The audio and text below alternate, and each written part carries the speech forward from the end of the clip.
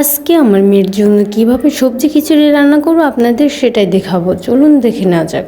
তো তার জন্য এখানে আমি প্রথমে কিছু পরিমাণে মিষ্টি কুমড়া নিয়ে নিয়েছি। মিষ্টি কুমড়াগুলো আমি কিছুটা এইরকম করে কেটে নিয়েছি। মিষ্টি কুমড়া বাচ্চাদের হজমে সহজ হয়, কোষ্ঠকাঠিন্য দূর করতে সহায়তা হয়ে থাকে।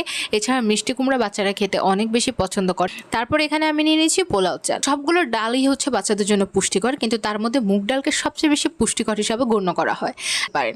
আর চাল এবং ডালের পরিমাণ সবসময় সমান রাখবেন। 1 চামচ চাল নিলে তারপরে একটা ডাল দিবেন 1 চামচ সমপরিমাণ। তো এখানে একটা পরিষ্কার পাত্রে আমি 1 কাপ পানি দিয়েছি। তার মধ্যে এখন আমি পরিমাণ মতো যে মিষ্টি কুমড়াগুলো কেটে নিয়েছি সেটা দিয়ে দিব। মনে রাখবেন, বাচ্চার খাবারে 2টার বেশি সবজি অ্যাড করা উচিত নয়। এতে কিন্তু বাচ্চার গ্যাসের সমস্যা হয়, এছাড়া বাচ্চার হজমের সমস্যা হয়, যেটা আপনি বুঝতে পারছেন না, কিন্তু বাচ্চার শারীরিক সে সমস্যাটা হচ্ছে। এখন আমি যে চাল এবং ডাল নিয়েছি সেটা এখানে অ্যাড করে দিব। বাচ্চার বয়স বাড়ার সাথে সাথে আপনি এগুলোকে হালকা একটু বাটার অথবা ঘি দিয়ে ভেজে তারপর রান্না করতে পারেন। কিন্তু আপনি যেহেতু এখানে আমি কোনো ধরনের মশলা ইউজ করব না, কারণ 6 মাসের বাচ্চাকে কিন্তু মশলা খাওয়ানো উচিত নয়।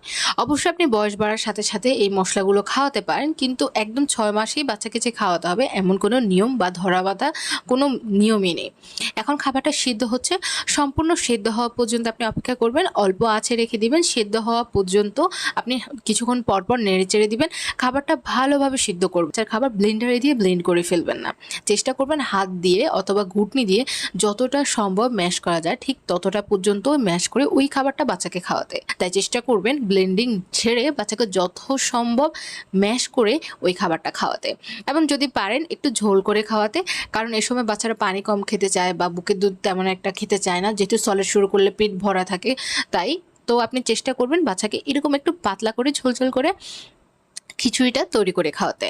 বাচ্চাদের মিষ্টি কুমড়া অনেক বেশি পছন্দ হয়, তাই এভাবে তৈরি করলে বাচ্চা অনেক ভালোভাবে খুব মজা করে খেতে পছন্দ করবে। 6 মাসের বাবু এর থেকে বেশি খাবে না। চেষ্টা করবেন একদম 2 চামচের মধ্যে একটু একটু করে তার মুখে দিতে। না খেলে জোর করবেন না। আধা ঘন্টার মধ্যে শেষ করতে। এরপরে খাবার